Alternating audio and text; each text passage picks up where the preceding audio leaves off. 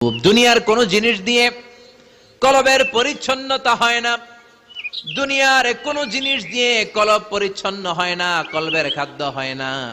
কলবের খাদ্য হয় একটা জিনিস দিয়ে, সেটা কি? আল্লাহর জিকির। এজন্য কলবের মধ্যে কি বসাবেন? নাকি আয়না? আয়না বসাইয়া দে মোর কলবের ভিতর বাবারে। কথা কন। আয়না বসাইতে চাই, আছে না নাই? তোর বাবার কলবেই তো আয়না নেই, তোরে কি আয়না দিব? বিশ্বনবী কলবে আয়না বসাইছে? সাহাবারা আয়না বসিয়েছে?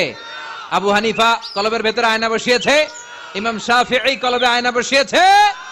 কলবে আল্লাহর জিকির ছাড়া কোনো আয়না ফায়না বসানো চলবে না। চিৎকার করে বলেন ঠিক কি না?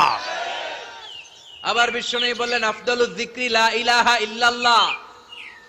জিকিরের জগতে যত জিকির আছে, শ্রেষ্ঠ জিকির হলো লা ইলাহা। মান ক্বালা লা ইলাহা ইল্লাল্লাহ